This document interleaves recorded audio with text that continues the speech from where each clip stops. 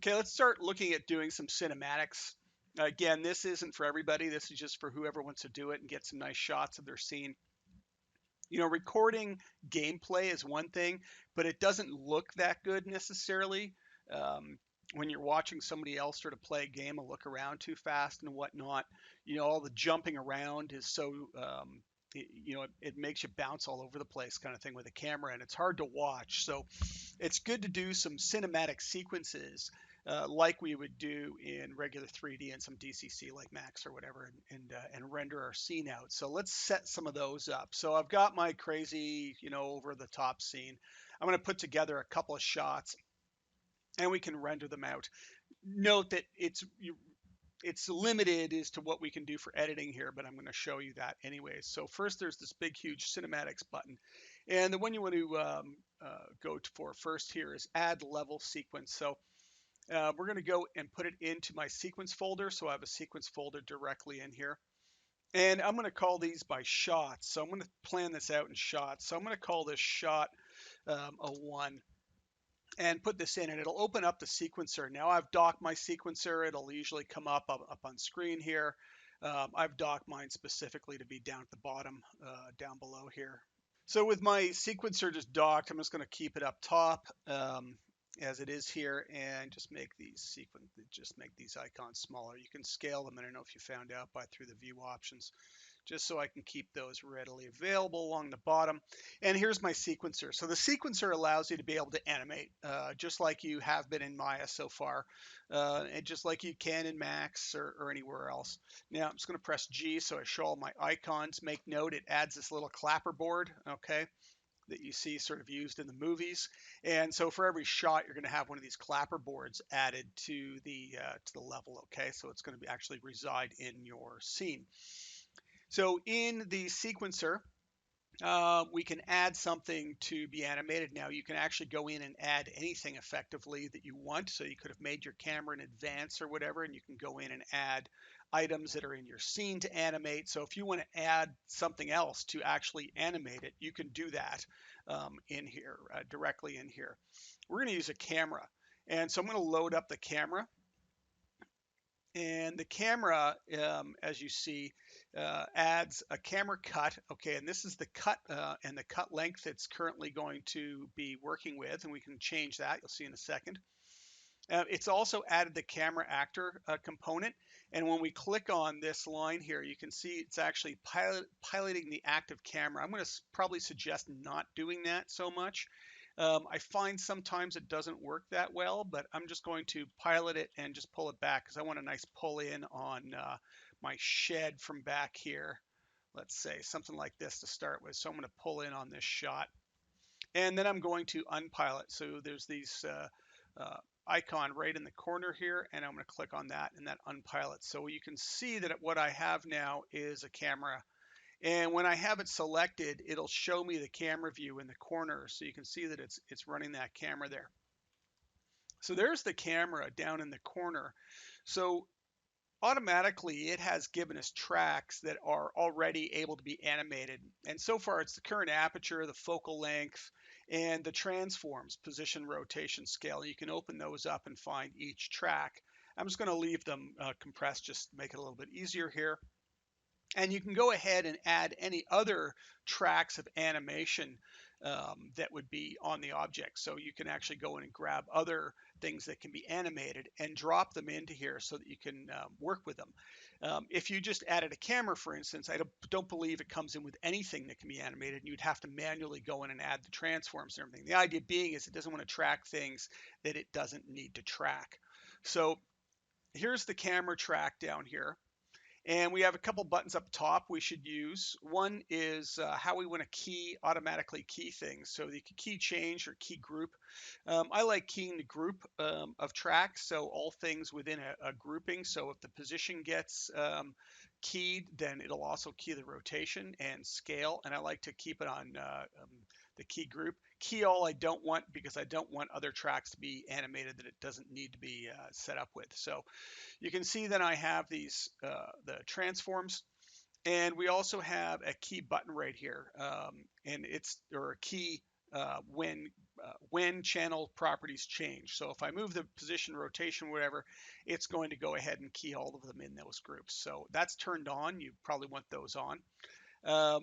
And so to start off with at the beginning, I'm going to go wrong. I'm going to let the camera just sit for a little bit, and then it's going to start moving slowly. So I'm going to set a key on everything at this point in time. And so you can do that down beside transform here. See the little plus sign? If I click on that, it will have now set a key in all position, rotation, scale, and X, Y, and Z axes. And you can see that it's created one for each one of them. So that little plus sign there does that. So that's going to lock down my current position. I'm going to slide it out along my timeline here to maybe here. And we're going to see how fast it moves in a second. And so I'm going to take that and just move the camera up.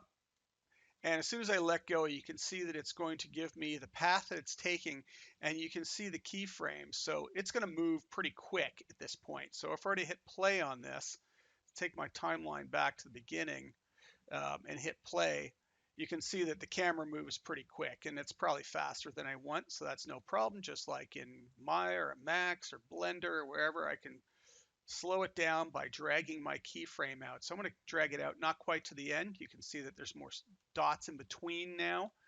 And I want to find a nice end frame, something that looks interesting. That's probably even too far. So that's good, because if I pull it back, it won't be moving as fast. Maybe to about there. Well, the other one I can change, though, is something like the current focal length. And so I can change that up, and I'm going to make it a wider angle, so that it's not so compressed. And I don't want any of those tracks animated. They're not, which is good. So I'm going to take the focal length back so I see a bit more of the shot. And then again, let's hit play again and take a look. So dragging my timeline back to the beginning if I want, and I can go ahead and hit play, and you can see what's happening. Now we can go into that camera, and I'm just going to go in, and the camera is selected, and I'm going to go to perspective, and I want to say Cine Camera Actor, and I wanted it selected because I wanted all these settings here. So you can see everything that's going on. You can actually see the end of the path that's being generated. I'm going to hit G just to hide all the extras, which also just hid the camera, by the way. And with that, I want to set a few things up in here. One is going to be the focus. So the manual focus distance right now is sort of all the way out, but I want to focus on this shed. And here's something neat. So if I click on it, the eyedropper tool comes up, and now it's going to stay focused. You can see that the manual focus distance has set itself. Now, where I'm going to use that is I'm going to take the current aperture down all the way down low, and what that'll do is the smaller that aperture is, the smaller the area of focus is. So it's going to allow things in the back to get blurred out a little bit. So now as I move my camera in, you're going to be able to see that the background elements are going to be blurred. The problem is the shed can start getting blurred because it's changing focal distance at this point. So we actually want to stay focused on the shed. I want to keep focused on here. So I need to do what's called racking my focus. So I need to constantly be changing my focus. Well, how do you do that? So I'm going to go and change from manual to tracking, and it's going to open up some more tools for us. And you can open that up. So the tracking settings, and you can see that actor to track. So I want to track something. I can use this eyedropper again, and I want to track my building. So it's going to stay focused on the building. So you notice that the manual distance now is gone out of here, but it's going to be focused on the front of that building. And so as I pull in, the focus is going to change to make sure the building stays in focus as it pulls in on it, which should be really nice.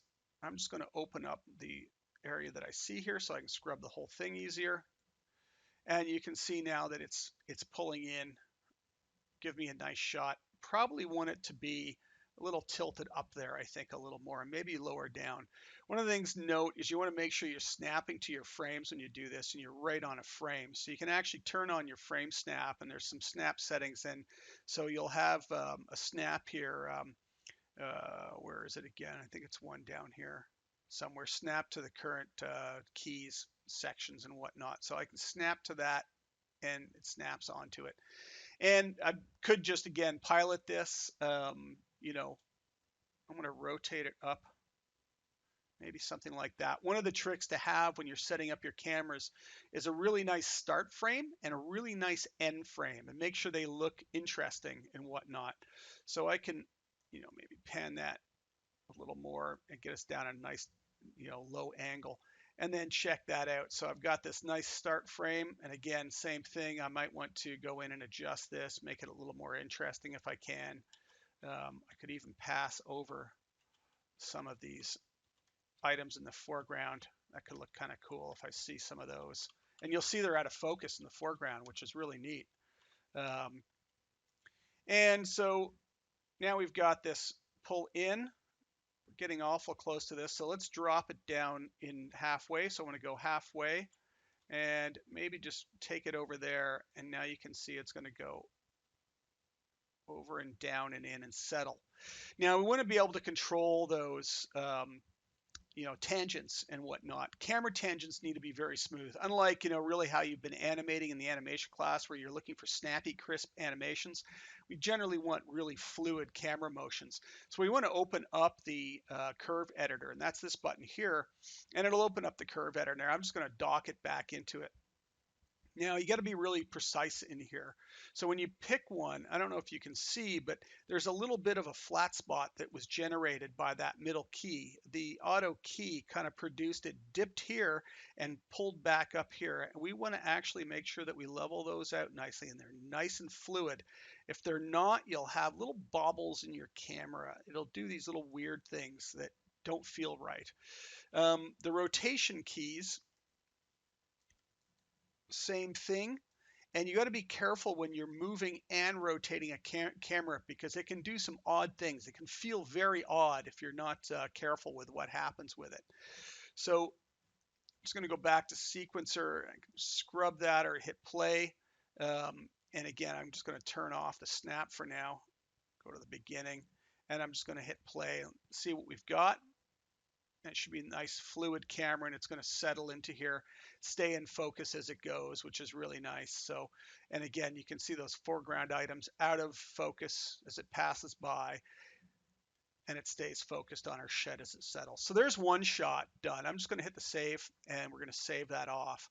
So now we want to generate another shot. So same thing, we can go ahead and we can create another you know, shot for us. Now you can also do it through here. If you want to go into animation, you can go in and create a new level sequence, okay, here, or again, you can go up to the top and you can say add new level sequence. Again, make sure it's in our sequence folder. I'm going to call this one shot underscore 02, or you could name them for what they are, like the pull in or whatever else. And it will have opened a new clean sequencer now for you. Again, there's no camera. So I'm going to go fly around and just find another shot. I pull it into here and I want to do a cut. And I'm going to cut to somewhere else in the scene. So let's see if I can cut to back here and not make it too jarring. It may end up becoming a little jarring. Try and find a nice starting angle somewhere that's going to look cool. Maybe from the top of the bridge, and we'll fly down through here or something and end up over there. So again, we're going to add a camera, and when we add the camera, it'll add it wherever we currently are. Okay, so I'm going to add the camera, and it sets that as the camera. Now again, focal length may be too narrow. I'm going to take that back out to maybe a 24 in this case. Okay, and I'm going to pilot it back a bit. That could look kind of cool. And once again, I'm going to just do a little bit of a sort of ease in. So I'm going to give it a few frames so it kind of pauses, then starts moving. And let's key everything that is in the transform. So it's all keyed. It looks like I made a key at the beginning because it was already set on auto key and I was at that frame. So I just deleted it so it just stays put. So one of the other ways to, again, another thing to do with cameras is worry about the beginning and end, and then worry about the in-betweens. Kind of like what you're doing when you animate, though, with in the animation class. Kind of worry about poses. We're going to think about beginning and end. So now I'm going to fly this over, and we're going to take it up, and we're going to take it to my sort of, you know, frame like that. Maybe that could look kind of cool. We'll see how that looks down, maybe down looking at the sign on the other side or something. We'll see how that looks. So now when we pull that through, along, we could find ourselves passing through all kinds of objects and whatnot. It's actually not that bad, but I don't want that amount of rotation until near the end because that's not that interesting a shot. So about mid frame again, so that I want to rotate it, and I think I'll take it down low. See if we can pass through some stuff, maybe look up. And we were passing right through that. So I'm going to take it to the point where I'm passing through there, which is about mid again. And oops. And I'm not going up. If you want to select your camera again, just click on it here. And for some reason, I'm not going up or down or piloting. There we go. Weird. Had to go down before I could go up. Okay. So we're going to then move down. And we'll pull back up into the end here. And again, let's take a look at these curves and make sure that we're, seeing something smooth. So first, I'm just going to go take a look at the location. And again, check these tangents. And again, you can see that tangent is dipping down here more than there. So we want to sort of try and line them up and get them nice and smooth. Fluid tangents is the key to getting nice smooth camera moves going on. That one looks pretty good. We check the rotation because we're rotating the camera as well.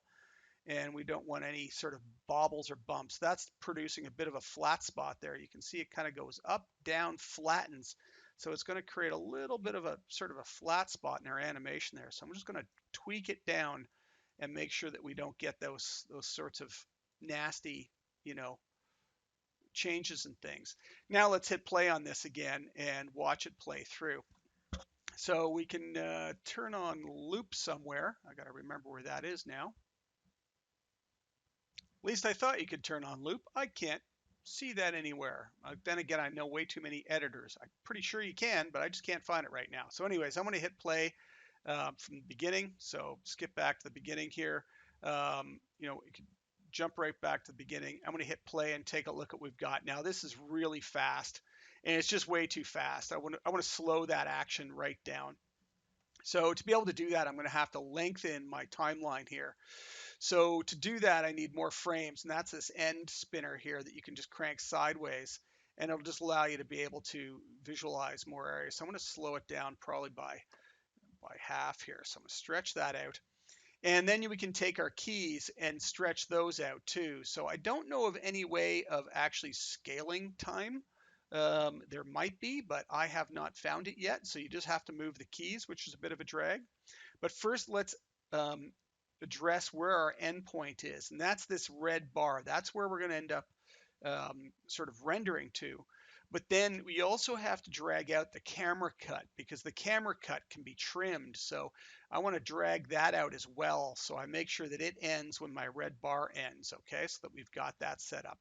Now again, I'm going to drag out my keys, and this one was a key in about the middle, and then this was a middle of the other two. That's why I tend to try and stay with things a little sort of, a little more sort of in-betweens of stuff. And then we can hit play on that. And you can see immediately, I don't know if you saw that, but when I hit play, camera does a little bit of a weird jog in the curves again. So when you get to the curves, check it out. They're a mess. And this is a perfect example of what you don't want to see.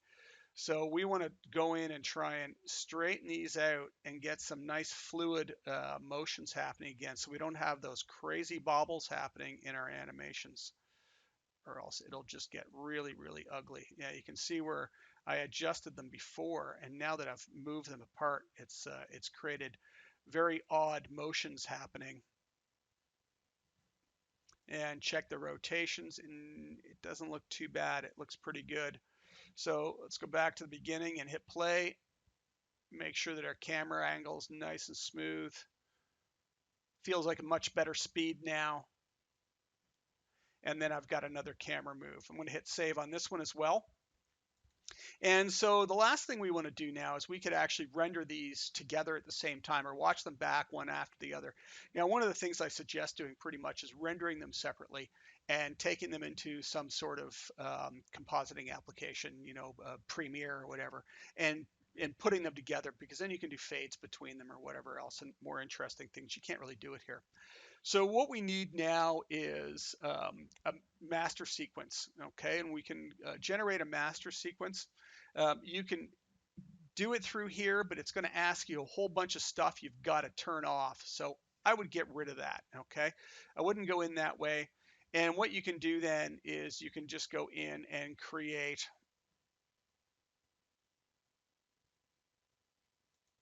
a level sequence again, call it the master, and I'm going to double click on it to open it.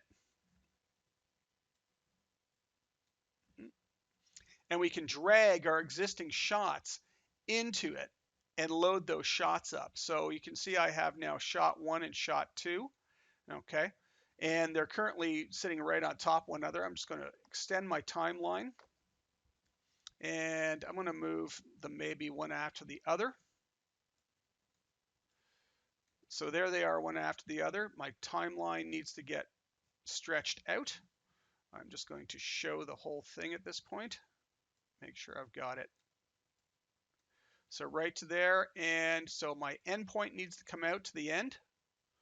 Okay, and now you can see that it's got the full thing encompassed. I am going to just collapse these down a little bit lower, and we can watch it play back one after the other by basically locking viewport to shots. So I'm going to hit lock to viewport to shots, and now you can see I can actually play them back. It's going to be jarring because I could probably use a fade in between them. But now I can play this back from the beginning and let it just play out.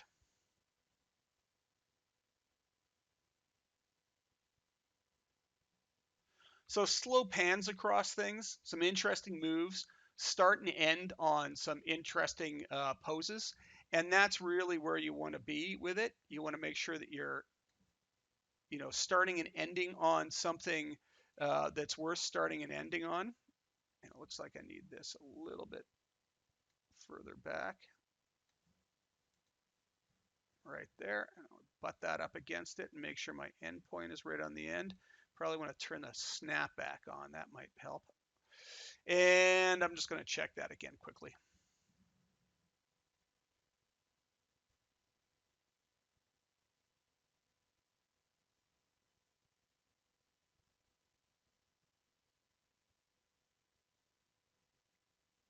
So nice and fluid and smooth. I'm going to hit save, make sure that's saved. And now we can go ahead and render that out. So we can render out this sequence now, or we could render out each of the shots doing the same thing individually. So I'm going to say render movie. And that's this render button. Now, realistically, you do not want to render an AVI. For whatever reason, it comes out looking like hell. I think the compression on it's terrible. It says it's not, rendering, with compression, but it comes out really fuzzy. So the best thing is to use is something like a JPEG or a PNG sequence, and then load that sequence back into your editor. Hopefully you've done that sort of thing already. If not, we can discuss that. I'm just going to render out to the AVI for now so that we can see it play back. I'm going to keep it real small so it doesn't take too long for my first test. I can say use compression if you want, and say compression quality 100. We'll see if it makes it better. We need to know where we're rendering to. Here's the big one. Do not render your files into your project and upload those to me. I don't want a whole pile of render tests that are being uploaded into my OneDrive. Only ever send me one, and do it on purpose, okay? So I'm going to make sure that this is a location outside of my UE4 projects, so like outside of the project file. So there's my project file. I'm going to go into renders.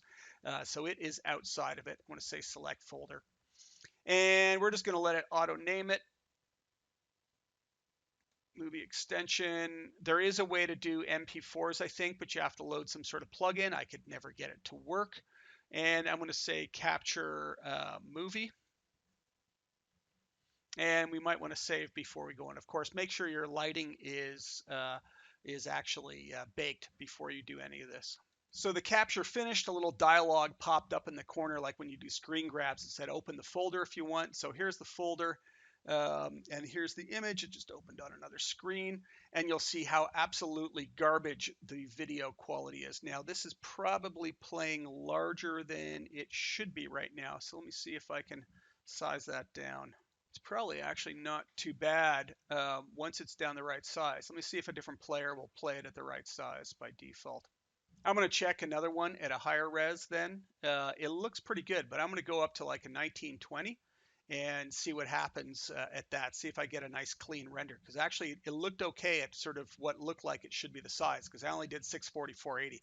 Stretched, it's going to look like hell. So let's see at this, because 1920, 1080 should be a good size to get a good image out of it. And here's something that's really weird. This is the preview window, which isn't what I captured, but it seems to do this sometimes, but it actually is capturing the correct thing. So I'm confused. There are some odd bugs in here. You got to be like, I don't know why it's showing me this. But when it plays back, it's showing me the correct footage. So we'll see where that goes. So it looks like they resolved the compression issues, because I remember last time I tried it in the previous versions, it didn't work at all. But it looks like now that I've done a nice high res, it looks really good. Actually, it's come out really nice. So you can do some nice renders and get it to to look really good. It's crunchy on the playback probably because it's putting it into buffering it right now. Let's see if it'll play it back smoothly for us. Yeah, this player won't play it back smoothly. But it looks good. So there you go. You can make as many shots as you want. Try and get them to cut together fairly smoothly, not jarring, sort of the camera whipping one way and then whipping back the other in the next cut. That's something that can look really ugly. And frankly, it'd be better to render them individually. And you can do that again just through each shot. So if you open up each shot, you can hit render on each shot and render it out. And then you can easily put them back together again in, like I said, Premiere or After Effects, or Blender's got an editor. And there's a whole pile of free ones out there that you can use as well to edit some clips together. Keep them short though. Even a minute is starting to get long. So you're looking at maybe 10 seconds, maybe 15 seconds or something for a nice little clip that shows off your key elements. You don't need to go through everything. You may also want to start with, a nice high shot looking down from above or something, so that you've got, a really nice looking, you know, down shot into the scene. So you get everything, sort of establish it, and then cut it down into the rest of it. And you can get a really nice piece going. There you go.